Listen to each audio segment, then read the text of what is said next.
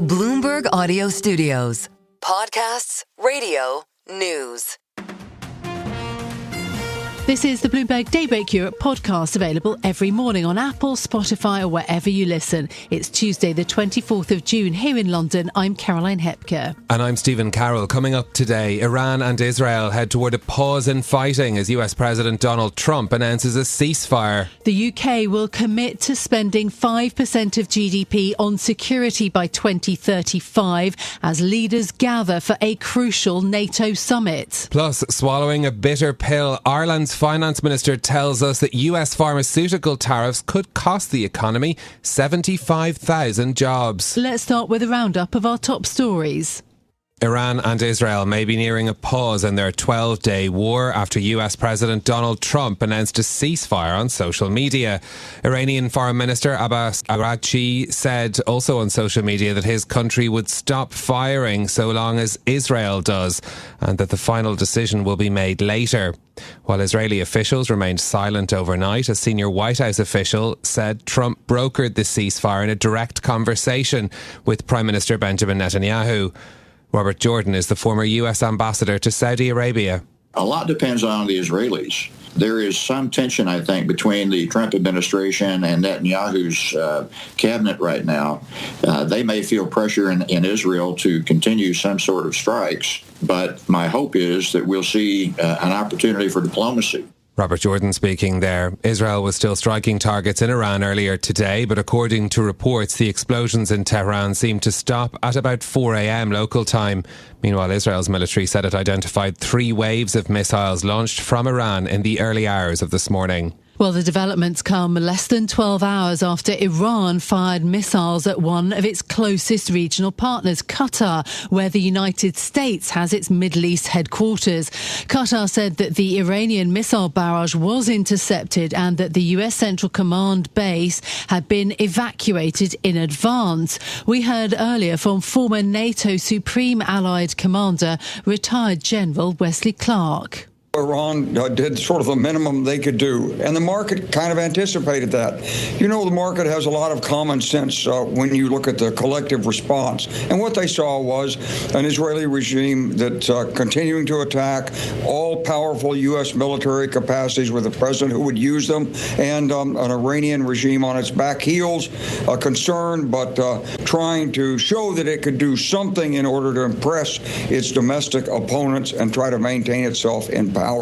Retired 4-star Army General Wesley Clark speaking earlier to Bloomberg. Iran's mostly symbolic response followed the US suddenly entering the conflict directly, launching a major bombing operation against Iranian nuclear facilities. President Trump said that the strikes completely and totally obliterated those sites, though battle damage assessments are ongoing and the whereabouts of Iran's enriched uranium stockpiles remain unknown.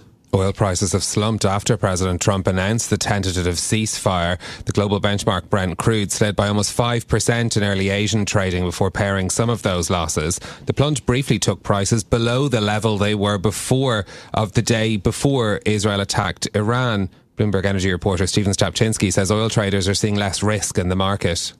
The oil market is really discounting this recent flare-up. And you can see it through the prices, right? Clearly, oil prices are back below the June 12 level. You're seeing the market take a large sigh of relief. And that is largely because while we've been through potentially the worst flare-up in U.S.-Iranian conflict in decades, oil kept flowing and trade via the Strait of Hormuz was not affected. Bloomberg Stephen Stapczynski speaking after days of turmoil in oil markets on concerns of disruption in a region that pumps around a third of the world's crude oil. Britain's Prime Minister Keir Starmer will pledge to spend 5% of GDP on security by 2035 without providing a path as to how to get there. Starmer will sign up to the ambitious NATO target of spending 3.5% on defence and 1.5% on wider security-related areas. US President Donald Trump has pushed for that new goal, saying that Europe has taken advantage of America's security umbrella. NATO Secretary General Mark Rutte says a ramp-up in spending would be a, quote, quantum leap. As the world becomes more dangerous allied leaders will take bold decisions to strengthen our collective defense, making NATO a stronger, a fairer, and a more lethal alliance. Rutte's new target hasn't won the approval of all NATO members. Spain is fighting for an opt-out that could derail talks taking place in The Hague today. Another key hurdle is the timeline, with the UK successfully pushing the deadline back to 2035, while Germany will hit the target before the end of this decade. Ukraine's president has warned that Russia could attack a NATO member within 5 years, echoing the assessments of German Chancellor Friedrich Merz and several European intelligence agencies. Vladimir Zelensky says plans for NATO members to increase defence spending to 5% of GDP by 2035 are too slow. Starting from 2030, Putin can have significantly greater capabilities. Today, Ukraine is holding him up. He has no time to drill the army, and they are all getting annihilated and wiped out at the battlefield. And 10 years is a very long time. He will have a new army ready by then. Ukrainian President Vladimir Zelensky speaking there as Bloomberg Economics has estimated that war between Russia and NATO would result in mass immigration and loss of life, with the cost to global GDP in the region of $1.5 trillion. Now, the European Union and Canada have signed a security pact that paves the way for joint defence contracts. The deal sets out dozens of areas of cooperation, and it is the first step towards accessing the EU's €800 billion procurement fund. Canada's Prime Minister Mark Carney says that the rules-based global order is under threat. We can nostalgically look back and long for the old order to somehow return, or we can build a new one with purpose and partnership.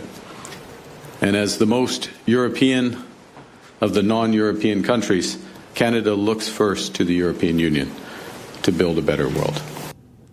The Canadian leaders' deal marks a pivot away from the US for Canada, where it currently spends the vast majority of its defence dollars. The EU also signed a security pact with the UK last month, 5 years after Brexit.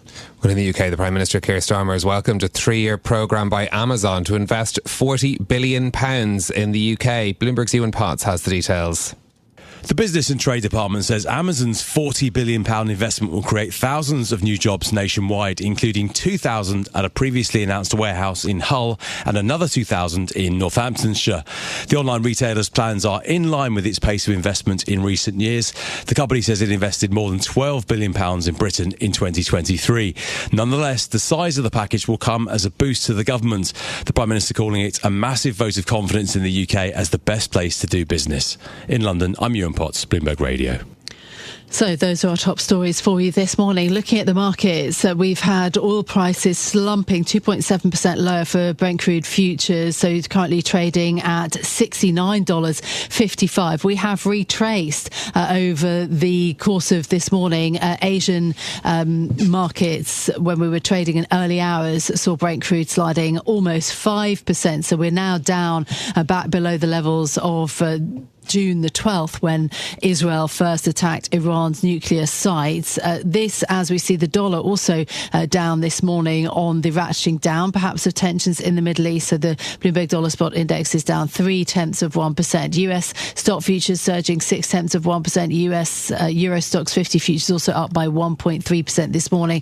The ECB's Christine Lagarde talking about being well positioned to manage the heightened economic and political uncertainty, monitoring the oil price swings. So that's a look at the markets this hour. Well, in a moment we'll bring you the latest on the Israel-Iran conflict. Donald Trump's been posting on social media that the ceasefire is now in effect and appealing to parties not to violate it. So more on that in a moment. Plus we'll be talking about the NATO summit in The Hague as well. But this is, of course, on a day where we're watching so much is happening in the Middle East as well. We're thinking too about how that's affecting other parts of the global economy as well. Yeah, indeed. So we'll get to those big conversations in a moment, but there's another event that I would like to mention this morning. First, Stephen, you were in Ireland yesterday to speak to the Irish Finance Minister and the Eurogroup President, Pascal Donohoe. Yeah, Pascal Donohoe was in our new offices in Dublin for a future finance event at a really interesting time for Ireland, because it's one of the European countries most exposed to US tariffs because of its large technology and pharmaceutical industries. and that was a large part of the conversation I was having with Paschal Donohoe, with his two hats, one as Ireland's finance minister, but the other as the chairman of the meeting of Euro area finance ministers too. He talked about how Ireland could be affected by tariffs, particularly the threat of pharmaceutical sector specific tariffs. We're waiting on news for. Donald Trump has promised they'll come very soon as well. Scenarios that the Irish government has outlined could, in a worst case scenario, see up to 75,000 jobs being lost if there are tariffs imposed on the pharmaceutical industry at a high level. Paschal Donohoe, though, pointing out that the strong economic position that Ireland has been in will help it to cushion some of those blows and downturns as well. Of course, they've had massive corporate tax receipts, which has been part of the story, partly around stockpiling, but also in general global tax changes that have led more companies, US-based companies in Ireland, to pay more corporate tax as well. Also, though, talking about how the government would approach a big downturn in growth and the lessons that were learned from the previous crises in Ireland. He said the government's going to still invest in infrastructure and housing issues that are really big and a limit on economic growth in Ireland as well. And we're going to bring you a little bit of that conversation later on. Yeah, absolutely. I saw some of the photographs. They look absolutely amazing. And in fact, the Dublin office is now Bloomberg's biggest in the EU. Almost. They're almost there, but they're on track for to be running it as well. There are 150 people working in the Dublin office, actually, mostly on the engineering side of things. It's a technology hub for Bloomberg as well, and it's now just slightly behind Frankfurt as one of our hubs, but they're planning to expand more. And that's part of the conversation, that even at a time of such uncertainty, both what's happening in the Middle East, but also on the trade front as well, that was something that we heard from a lot of the financial industry leaders that were at this event in our offices yesterday too. They're planning on hiring more people. They're still seeing, despite the global uncertainty and many of those issues, still seeing reasons to invest and to expand as well. So an interesting time at a country that, as I say, is sort of on the front line of the exposure to the tariffs, how some of the industry leaders there and politicians are thinking about those challenges and still remaining optimistic despite it all. Okay, and also the photographs were lovely of you in the office. Bloomberg offices are always an experience to visit. I think Paschal Donohoe actually has seen more of them than I have. I think we established during the conversation yesterday. He was listing off all the Bloomberg offices. Well, he's put a post on social media with some really great pictures. Anyway, if you want to see Stephen in action, lovely. Well, we're very pleased to have you back in the London studio and interested to hear about Ireland. Well, let's now go back to our top stories. There is uncertainty and there isn't much detail, but it does appear that Iran and Israel may pause hostilities after Iran chose to respond to the US's bombing of its nuclear sites by firing missiles at Qatar, one of the US's key regional partners. And we're just hearing, as Stephen mentioned, the US president posting in the past few minutes that the ceasefire is now in effect. Do not violate it, says President Trump. Joining us now is Bloomberg TV's Horizons Middle East and Africa anchor Jumana Basecci. Jumana, thank you so much for rushing over to the microphone to discuss this. President Donald Trump announcing this surprise ceasefire between Israel and Iran. What do we know about how this has come about? Yeah, well, this is the second time he's announced it in the last 6 hours. I've got to say, at this point, it is unclear whether the ceasefire actually has gone into effect. Donald Trump is saying that the ceasefire is in effect, please do not violate it. But what we're hearing from the ground contradicts that. Just in the last couple of hours, the IDF have reported that there's been a sixth wave of ballistic missiles directed towards Israel from Iran. Sirens were sounding a couple of hours ago in anticipation of those missile launches. AP reporting a short while ago that the air skies above Israel have also been closed too.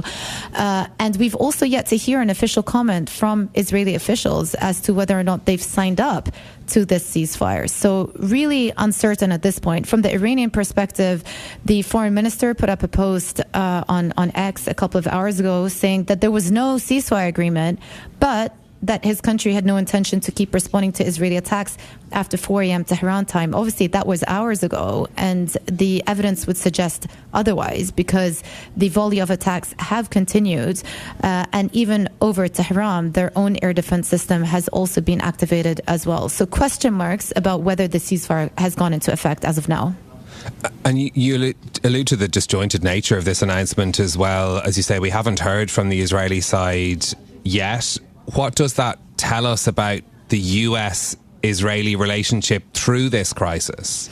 So we're trying to piece together the details of exactly how this ceasefire was brokered. According to our own reporting, Trump did have a direct conversation with the Prime Minister Netanyahu on Monday. That is also per a senior White House official.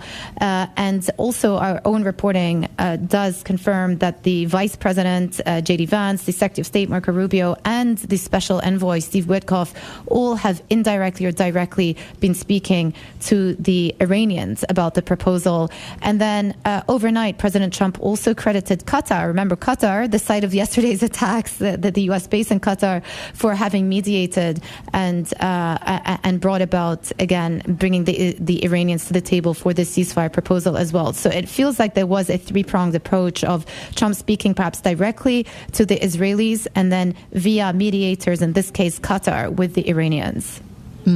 Going back to also, the chain of events, it looks like the US avoided Iran's nuclear reactors in the recent bombing, and we still also don't know where the enriched uranium might be. That remains unaccounted for, and so the thoughts remain around what Iran is doing with its nuclear program now. Yeah, I think one of the big overarching questions is going to be, what does Iran do from here? And I'm not in terms of just signing up to the ceasefire, but what their plans are with the nuclear program. Do they come back to the negotiating table? And if they do come back to the negotiating table, are they more inclined to accept more stringent concessions that the U.S. will be asking for and potentially a zero enrichment policy? In the past, they have said that that is a complete red line. Earlier on in the show, on our show, we were speaking to an Iranian analyst, and he said even with the setbacks that the Iranian regime has faced over the past week, it's still unlikely that they will sign on to the zero enrichment criteria. Why? Because it's about the survival of the regime. They've placed their whole raison d'etre around the nuclear program serving as a deterrent. And therefore, for them to give that up freely could put the regime at risk. So from here onwards, it's going to be really crucial to see how that path to diplomacy moves forwards and what the terms are going to be for a potential nuclear deal if it indeed actually does come into fruition. Okay, Jemana Bersace, our Horizons Middle East and Africa anchor, thank you very much for joining us with the latest.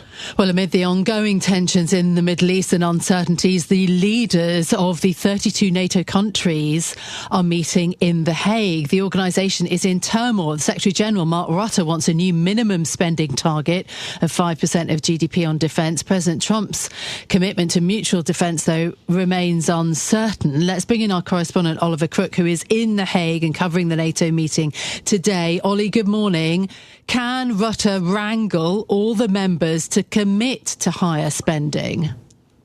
Listen, that is going to be the sort of base expectation for NATO, that they're going to be able to get everybody over the line here, over that 5%. We should say that they basically did manage to get everybody to commit to 5%, with basically the exception of Spain. That has been a sort of active debate over the last few days. We were speaking with Mark Rutte yesterday in a press conference. He was asked many times about this, about basically whether there would be a carve out for Spain, would there be some fudging for Spain, all these sort of details. And of course, if Spain were to be given this concession, it would, of course, create precedent to break ranks for other NATO members, and that is not at all what the alliance wants to do overall. With President Trump set to arrive here in a couple hours' time, he has demanded a 5% minimum spend for NATO allies. The United States has said in the past that it itself will also hit 5%. And so that is going to be the expectation here. And of course, I think that this is part of the NATO playbook and sort of appeasing of Trump. A big, beautiful number, easy to understand, 5% spending on defense. The reality of that 5% number is actually only 3.5% of that is going to be on these sort of hard military spend, guns and ammunition, that sort of thing.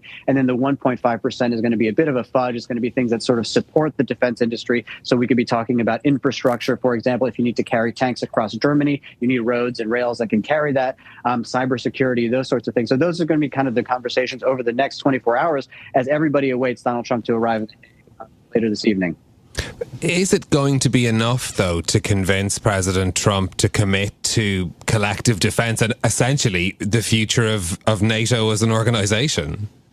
Yeah, I mean, this is something that is sort of a thought exercise I've been doing with myself over the last few days and some of the people I've been speaking to, which is, what is the best case scenario outcome here? Let's say that NATO says, okay, we will agree to 5% spend. We will agree to do it over a reasonable period of time. We will agree to do it with largely, because there's no other option, buying U.S. military kit. What is the best case scenario of what Donald Trump is going to say to that? Is he going to say, listen, we are, very, very thrilled about this. We recommit to NATO. We're, intensely happy with this. And, you can rely on us going forward. Probably not. He's going to see the leverage that he has over the organization. Again, there have been moments when Marco Rubio, the Secretary of State, has come to Europe and basically said, listen, our commitment to NATO is still ironclad. But again, I think that this is probably an opportunity for Trump to begin to flex his muscle.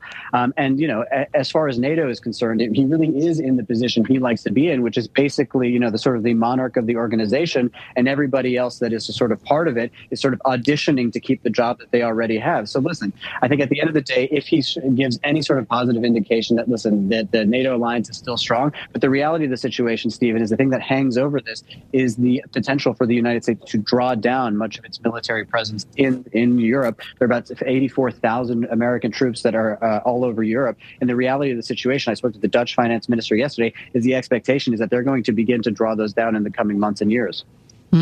Okay, which would be immensely significant indeed. And the Ukrainian leader Volodymyr Zelensky also does appear to have been somewhat sidelined at this event, despite the fourth year of Russia's war in Ukraine.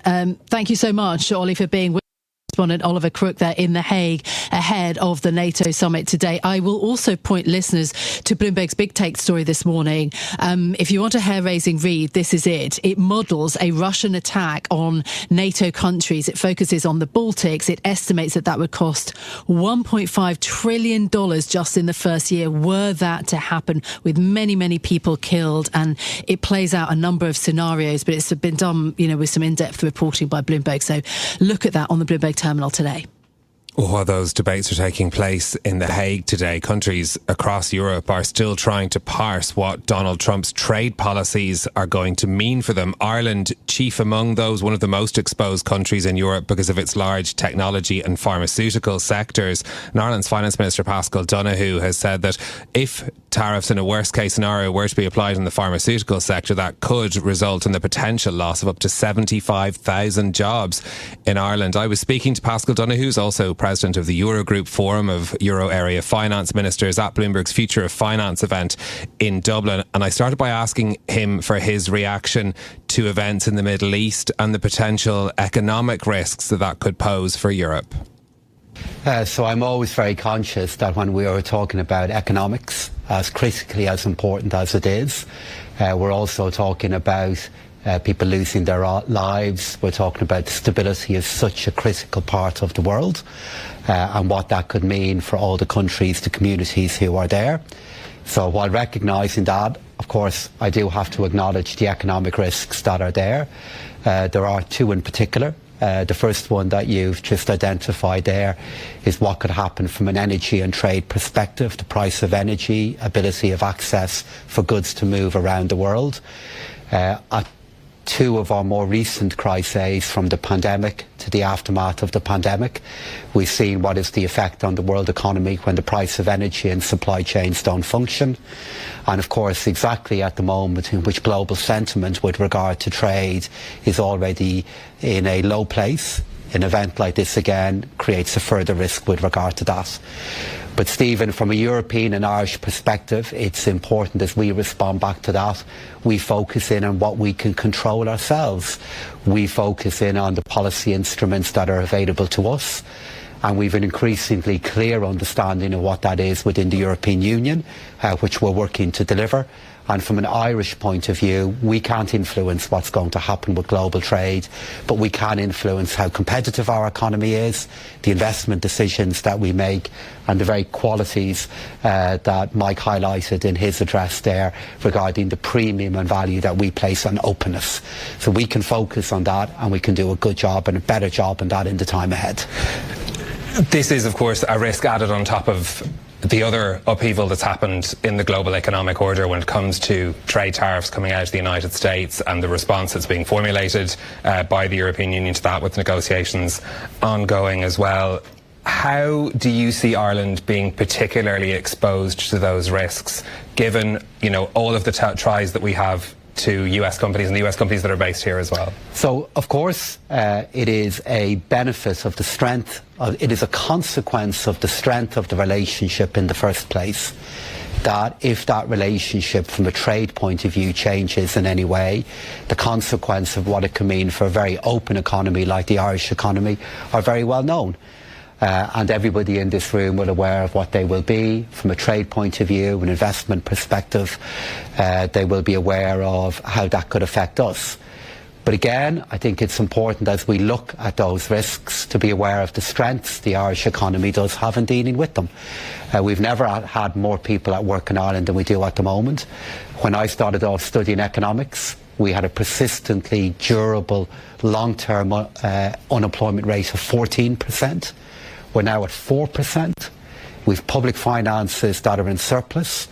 And we have a foreign direct investment relationship with America that's responsible for well over 100,000 jobs within America, lots of investment in America, and we have a very diversified set of companies now present in Ireland here as well, and they've been present here for decades. So there are challenges, but we are well placed to deal with them, and we will.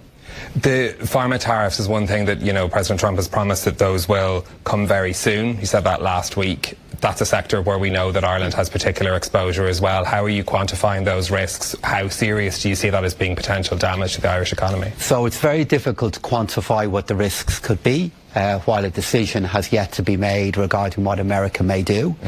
From a general point of view, the macroeconomic modelling we've done for the Irish economy would indicate that there could be approximately 75,000 jobs that could be affected by it across the medium term, with 20 to 25 of those affected across next year. And it's indicated that from a growth perspective, there could be 1 to 1.5 points of growth that we can lose across the medium term. But again, to put that in the context of what our strengths are, we've 2.7 million people at work, and we've a growth outlook for our economy even now of 2, maybe even more than 2% per year. So those risks could materialise. They will become clearer in the time ahead. But the reason why these companies have part of their global supply chains here in Ireland is because we've the skill, the experience and the competitiveness built up to keep them in our country.